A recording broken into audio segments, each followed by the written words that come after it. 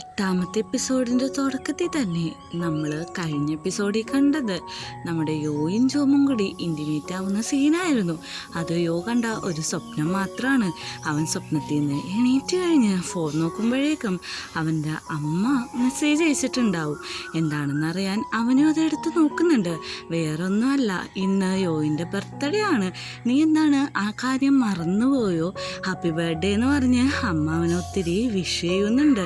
അങ്ങനെ അവൻ താഴത്തേക്ക് ചെല്ലുമ്പോൾ കേവാണെങ്കിൽ അവളുടെ ജോലി സാധനങ്ങളെല്ലാം എടുത്തു വെക്കാണ്. നമ്മുടെ യോ വന്നിട്ട് ഞാൻ സഹായിക്കണമെന്ന് ചോദിക്കുന്നുണ്ട്. ഓക്കെ, ഇതെല്ലാം എടുത്ത് ഒന്ന് വണ്ടി വെച്ച് തരുമെന്നാണ് ചോദിക്കുന്നത്. അങ്ങനെ അവൻ അതേപോലെ അതെല്ലാ സാധനങ്ങളും എടുത്ത് വണ്ടി വെച്ച് കൊടുക്കുന്നുണ്ട്. നിന്റെ ജോലി ശരിക്കും എന്താണെന്ന് ചോദിക്കുമ്പോൾ ഞാൻ അഗ്രികൾച്ചർ റിസർച്ച് സ്റ്റുഡൻ്റ് ആണെന്നാണ് പറയുന്നത്. എൻ്റെ ജോലി ഇപ്പം ഇങ്ങോട്ട് മാറി, ഇവിടുത്തെ കുറേ ഡാറ്റാസ് കാര്യങ്ങളൊക്കെ സെലക്ട് ചെയ്യണം, അതിനാണ് ഞാൻ ഇങ്ങോട്ട് വന്നിരിക്കുന്നതെന്നും അവനോട് പറയുന്നുണ്ട്. അങ്ങോട്ട് ജോമു വന്നിട്ട് ചോദിക്കുന്നുണ്ട്, നീ എന്താണ് ഇവളോട് ഇങ്ങനെ ഫ്ലേർട്ട് ചെയ്ത് നിൽക്കുന്നതെന്ന്. അവൾ പറയുന്നുണ്ട്, ഞാൻ ഫ്ലേർട്ടൊന്നും ചെയ്തിരിക്കുന്നില്ല, നിന്നൊരു കാര്യം കാണിച്ചു തരാമെന്ന് പറഞ്ഞ് ഉള്ളിട്ട് പോകുമ്പോൾ നമ്മുടെ ജോമാണെങ്കിൽ, നിനക്ക് അവളെ ഇഷ്ടപ്പെട്ടോ? നീ നല്ല സ്നേഹത്തോടെയാണല്ലോ സംസാരിക്കുന്നതെന്ന് ചോദിക്കുമ്പോഴേക്കും എനിക്കൊന്നും ഇഷ്ടപ്പെട്ടിട്ടൊന്നുമില്ല, ഞങ്ങൾ ജസ്റ്റ് കാഷ്വൽ സംസാരിച്ചുകൊണ്ടിരിക്കണേന്ന് പറഞ്ഞ് അവൻ പോകുന്നുണ്ട്. പോണ വഴി നമ്മുടെ ജോമ അവിടെ നിൽക്കുന്ന കണ്ടിട്ട് തിരിഞ്ഞ് യോ ചോദിക്കാണ്, ഇന്ന് വൈകുന്നേരം നീ ഫ്രീ ആയിരിക്കുമെന്ന്. എനിക്കറിയില്ല, ഞാനിന്ന് ഫ്രീ ആയിരിക്കുമെന്ന് തോന്നുന്നില്ല. ചിലപ്പോൾ ഞാൻ നേരത്തെ വരും, ചിലപ്പോൾ ഞാൻ വൈകി വരും. കാര്യം എന്താണെന്ന് ചോദിക്കുന്നുണ്ട്. ഒന്നുമല്ല, നീ ഇന്ന് നേരത്തെ വരുമെന്ന് അറിയാൻ വേണ്ടിയിട്ട് ചോദിച്ചതാണെന്നും പറയുന്നുണ്ട്. ഒന്നും മിണ്ടാതെ അവിടുന്ന് പോകാണ്. അവൻ മനസ്സിലാലോചിക്കുന്നുണ്ട്, ഞാനെന്തിനാണ് ഇങ്ങനെയൊക്കെ ശരിക്കും ഞാൻ ചോദിക്കുന്നത്? എനിക്ക് അവനോട് ഇഷ്ടമൊന്നുമില്ലല്ലോ, പിന്നെ ഞാൻ എന്താണ് ഇങ്ങനെയൊക്കെ ബിഹേവ് ചെയ്യുന്നതെന്ന്. അങ്ങനെ നമ്മൾ മനസ്സിൽ ഇതെല്ലാം പറഞ്ഞുകൊണ്ടാണ് അവിടുന്ന് പോകുന്നത്. നമ്മുടെ മീയാണെങ്കിൽ അവളുടെ അമ്മയുടെ അടുത്ത് തന്നിരിക്കുകയാണ്. അമ്മ ഇന്ന് വളരെയധികം സുന്ദരിയായിട്ടുണ്ടെന്ന് പറയുന്നുണ്ട്. താങ്ക്സും പറയുന്നുണ്ട്. അമ്മ ഇന്ന് മറന്നു, ഇന്നാണ് എൻ്റെ PTA മീറ്റിംഗ് എന്ന് പറയുന്നുണ്ട്. മോളെ, എനിക്കിന്ന് വരാൻ പറ്റത്തില്ല, കാരണം ഒരു ഇമ്പോർട്ടൻ്റ് ആയിട്ടുള്ള മീറ്റിംഗ് ഉണ്ടെന്ന് പറയുന്നുണ്ട്. അവൾ പറയാണ്, അമ്മക്ക് എല്ലാം ഇമ്പോർട്ടൻ്റ് ആണ്, ഞാനൊഴിച്ച്. അമ്മ പറയുന്നുണ്ട്, ഇപ്പോൾ കാണുന്ന ഫെസിലിറ്റിയിൽ നമ്മൾ ജീവിക്കുന്നത് ഞാൻ അത്ര ഹാർഡ് വർക്ക് ചെയ്തിട്ടാണെന്ന്, പക്ഷേ അതുകൊണ്ട് നിങ്ങൾ നിങ്ങളുടെ മോളിൽ ശ്രദ്ധിക്കുന്നില്ല എന്നാണ് മിയ പറയുന്നത്. അങ്ങനെ സ്കൂളിലാണെങ്കിൽ നമ്മുടെ പിള്ളേർ സെറ്റെല്ലാം യോയിനെ തപ്പി നടക്കാണ്. യോയിൻ്റെ അപ്പം നിൽക്കുന്ന അവൻ്റെ കൂട്ടുകാരനെ വിളിച്ചുകൊണ്ട് അവർ പോവുകയാണ്. നിന്നെ കണ്ടിട്ട് കുറേ നാളായല്ലോ, സംസാരിക്കാനുണ്ടെന്ന് പറഞ്ഞിട്ടാണ് പോകുന്നത്. അങ്ങനെ നമ്മുടെ യോയോട് പറയുന്നുണ്ട്, ഞാനൊരു കാര്യം പറയാം, അത് നീ അനുസരിക്കണമെന്ന്. യോയോ അതിന് സമ്മതിക്കുന്നുണ്ട്. വേറൊന്നുമല്ല, സ്കൂളിലെ ആ പോപ്പുലറായിട്ടുള്ള പെൺകുട്ടിയോട് നീ ഇഷ്ടമാണെന്ന് പറയണം, കാരണം അവളുടെ റെപ്യൂട്ടേഷനെ അത് നല്ല രീതിക്ക് ബാധിക്കുമെന്ന്. ആ ചെക്കനോട് അവൻ തിരിച്ചു ചോദിക്കുന്നുണ്ട്, നിനക്ക് ശരിക്കും അവളെ ഇഷ്ടമല്ലേ? അതുകൊണ്ടല്ലേ നീ ഇങ്ങനെയൊക്കെ സംസാരിക്കുന്നത്? അല്ലെങ്കിൽ ഒരാളുടെ ഇഷ്ടത്തിന് വേണ്ടിയിട്ട് ഇങ്ങനെയൊന്നും ചെയ്യില്ല എന്ന് പറയുന്നുണ്ട്. അവനാദ്യം അതിനെ വിസമ്മതിച്ചുവെങ്കിലും അവൻ്റെ മനസ്സിൽ ഇഷ്ടമുണ്ടെന്ന് യോയിന് നല്ല രീതിക്ക് മനസ്സിലായിട്ടുണ്ട്. അങ്ങനെ നമ്മുടെ മിയയുടെ അമ്മയാണെങ്കിൽ ടീച്ചറിനെ വിളിച്ച് പറയുന്നുണ്ട്, ഇന്ന് ഞാൻ എന്തായാലും PTA മീറ്റിങ്ങിന് വരുന്നുണ്ട്, കുറച്ച് നേരം കഴിഞ്ഞിട്ട് നേരിട്ട് കാണുമെന്ന്. പക്ഷേ ടീച്ചർ പറയുന്നത് ഇന്ന് സ്കൂളിൽ വന്നിട്ടില്ല എന്നാണ്. അത് കേൾക്കുന്ന അവൾ നിൽക്കുന്നുണ്ട്. ഓക്കെ, അവളിവിടെ വല്ലതും പോയതായിരിക്കും, ഞാനൊന്ന് അന്വേഷിച്ചിട്ട് ടീച്ചറിനെ തിരിച്ച് വിളിക്കാമെന്നും അവൾ കൂട്ടിച്ചേർക്കുന്നുണ്ട്. അവളാണെങ്കിൽ ഈ കാര്യങ്ങളെല്ലാം അറിഞ്ഞുടനെ തന്നെ ജോമിനെ വിളിക്കുകയാണ്. ജോമാണെങ്കിൽ ആ സമയത്ത് നാട്ടിലെ എല്ലാവരോടും സംസാരിച്ചിരിക്കുന്ന സമയമായിരിക്കും. അവൻ പറയുന്നുണ്ട്, ഞാനൊരു കാര്യം പറയാൻ വേണ്ടിയിട്ടാണ് വിളിച്ചത്. എന്താണ് മാഡം എന്ന് വയ്ക്കുമ്പോഴേക്കും, എൻ്റെ മോളെ കാണാനില്ല. മിനിങ്ങാന്ന് ആ വില്ലൻ്റെ ആൾക്കാർ എൻ്റെ മോളെ തട്ടിക്കൊണ്ട് പോകുന്നിങ്ങനെ പറഞ്ഞായിരുന്നു. അങ്ങനെ ആരെങ്കിലും കിഡ്നാപ്പ് ചെയ്തതാണോ എന്ന് എനിക്കറിയില്ല. അവളിന്ന് ക്ലാസ്സിൽ ചെന്നിട്ടില്ല എന്ന് പറയുന്നുണ്ട്. സമാധാനപ്പെടൂ, ഞാൻ അന്വേഷിക്കാമെന്ന് പറയുന്നുണ്ട്. പക്ഷെ മിയ ആണെങ്കിൽ ചെല്ലുന്നത് ജോമിൻ്റെ വീട്ടിലേക്കാണ്. അവിടെ ചെല്ലുമ്പോൾ ഒരു ഇന്നർ വെയർ കിടക്കുന്ന കാണും. അത് കണ്ട് അവൾ ഒത്തിരി കരയുന്നുണ്ട്. കാരണം ജോമിൻ്റെ റൂമിലാണല്ലോ അത് കിടക്കുന്നത്. പെട്ടെന്ന് തന്നെ അത് അവൾ ഇട്ടിട്ട് തിരിഞ്ഞു നോക്കുമ്പോഴേക്കും കേവിനെയാണ് കാണുന്നത്. കേവിനെ കണ്ട് അവൾ പേടിച്ച് കരയുന്നുണ്ട്. പെട്ടെന്ന് തന്നെ ജോ ആണെങ്കിൽ താഴെ എത്തുമ്പോൾ ഈ കരച്ചിൽ കേൾക്കുന്നുണ്ട്. പൊക്കത്ത് നമ്മുടെ കേവും മീയും കൂടി നല്ല ഫൈറ്റാണ്. കാരണം നീ കളിയാണ് അതിക്രമിച്ച് ഇവിടെ കയറിയേക്കണയാണെന്നൊക്കെയാണ് പറഞ്ഞുകൊണ്ടിരിക്കുന്നത്. ഈ ബഹളം എല്ലാം ജോമ് താഴെ നിന്ന് കേൾക്കുന്നുണ്ട്. അങ്ങനെ ജോമു മുത്തശ്ശിയും വരുമ്പോഴേക്കും കാണുന്നത് ഇവർ രണ്ടുപേരും തല്ലുപിടിച്ചിരിക്കുകയാണ്. മീയാണെങ്കിൽ പെട്ടെന്ന് തന്നെ ജോമിനെ മുത്തശ്ശിയുടെ അടുത്ത് നിന്നിട്ട് പറയും, ഇവളൊരു കള്ളിയാണ്, നമ്മുടെ വീട്ടിൽ അതിക്രമിച്ച് കയറി ഇവളെ പിടിക്കാൻ പറയുന്നുണ്ട്. ജോമു പറയാണ് അവൾ കള്ളിയൊന്നല്ല, അവളെൻ്റെ ബെസ്റ്റ് ഫ്രണ്ടാണ്, അവിടെ ഇവിടെ നിൽക്കാൻ വന്നതാണെന്ന്.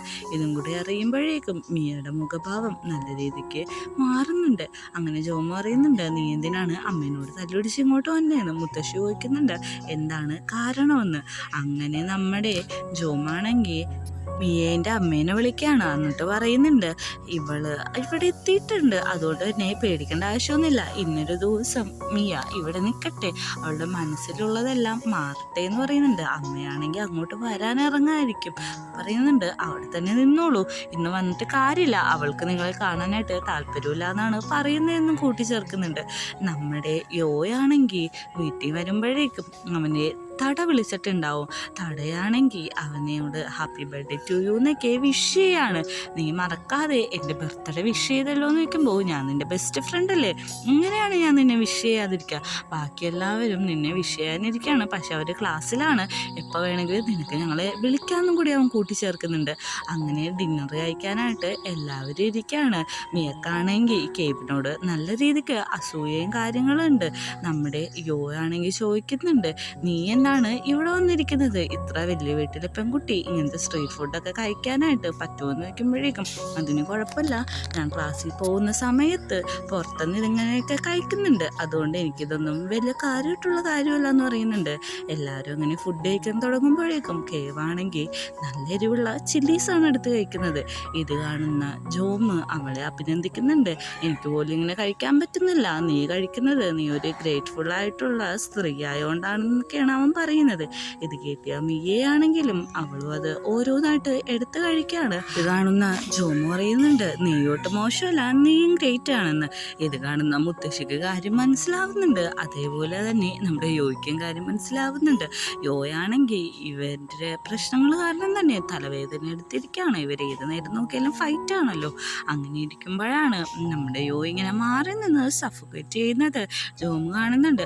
ജോമു എന്നിട്ട് ചോദിക്കുന്നുണ്ട്, നീ എന്താണ് ഇവിടെ നിൽക്കുന്നതെന്ന്.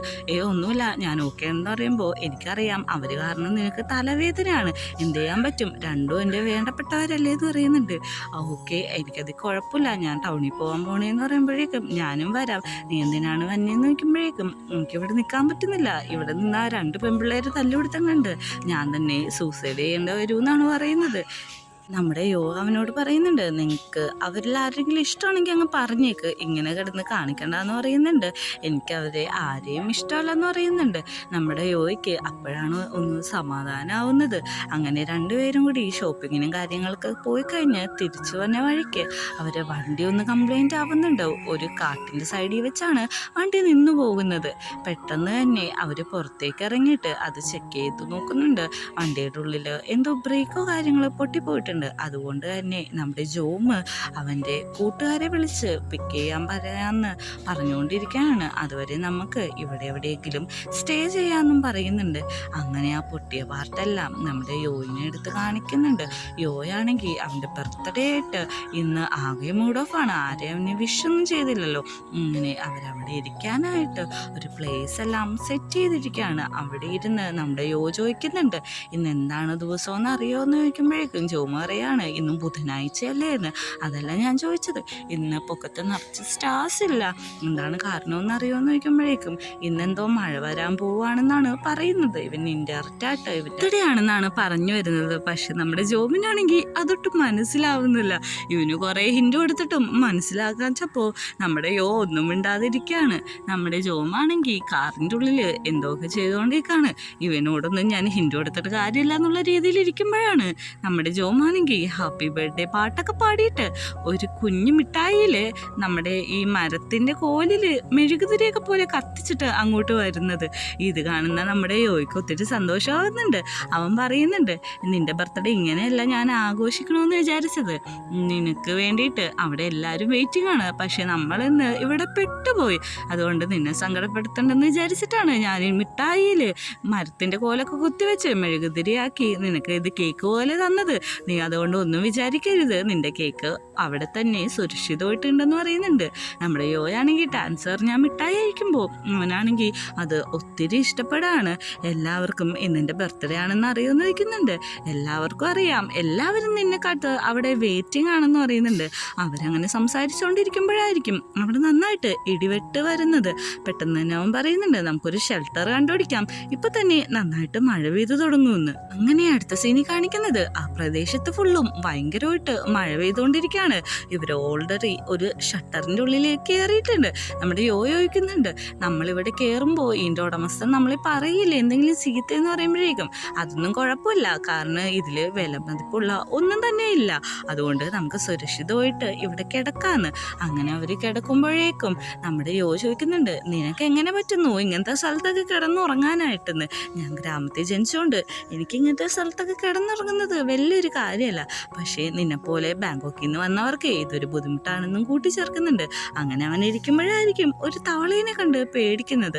അവനോട് പുറത്തേക്ക് ഇറങ്ങുന്നുണ്ട്. പുറത്തിറങ്ങി അവൻ മഴയത്ത് നന്നായിട്ട് ആസ്വദിച്ച് കളിക്കുകയാണ്. മാറിയിരിക്കുന്ന ജോമിനോടും പറയുന്നുണ്ട്, എന്താണ് അങ്ങോട്ട് മാറി നിൽക്കുന്നത്, ഇങ്ങോട്ട് വാ, മഴയത്ത് നമുക്ക് കളിക്കാം, നമ്മൾ ഓരോ നിമിഷവും എൻജോയ് ചെയ്തല്ലേ ജീവിക്കണ്ടേന്ന് പറഞ്ഞിട്ട് രണ്ടുപേരും കൂടി ആ മഴയത്ത് ഇറങ്ങി കളിക്കുകയാണ്.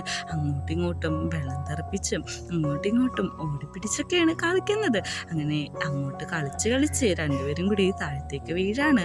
അവർ ഭയങ്കരമായിട്ട് ക്ലോസ് ആയിട്ടാണ് അടുത്ത് വന്ന് നിൽക്കുന്നത്. ഇങ്ങനെ നിൽക്കുന്ന സമയത്ത് തന്നെയാണ് അങ്ങോട്ട് നമ്മുടെ ജോമിൻ്റെ ഫ്രണ്ടായിട്ടുള്ള ആ അങ്കിള് വരുന്നത്. അങ്കിള് വന്നിട്ട് പറയുന്നുണ്ട്, നിങ്ങളിവിടെ എന്തീ കാണിച്ചോണ്ടിരിക്കുന്നത്, വന്ന് വണ്ടി കയറ്, മഴ നിൽക്കുമെന്നുള്ള ലക്ഷണമൊന്നുമില്ലാന്ന്. ഇത് കാണുന്ന ജോം അറിയുന്നുണ്ട്, നമുക്ക് പോകാന്ന്. അങ്ങനെ രണ്ടുപേരും കൂടി എണീറ്റിട്ട് കാറിലേക്ക് പോകുന്നുണ്ട്. അങ്ങനെ പിറ്റേ ദിവസം രാവിലെ ആണെങ്കിൽ എണീക്കുന്നുണ്ട്. കണ്ണോർന്ന് നോക്കുമ്പോൾ തന്നെ ജോമാണെങ്കിൽ സൈഡിൽ കിടക്കാണ്. അവൻ്റെ ഈ ഭംഗിയൊക്കെ കണ്ടിട്ട് നമ്മുടെ യോയാണെങ്കിൽ നല്ല രീതിക്ക് അട്രാക്ഷൻ ആവുകയാണ്. അവൻ പെട്ടെന്ന് അവൻ്റെ മുഖത്തേക്ക് നോക്കി നിന്നിട്ട് അങ്ങനെയൊന്നും ചിന്തിക്കാൻ പാടില്ല എന്നുള്ള രീതിയിൽ അവൻ്റെ ഫേസ് മാറ്റാണ്.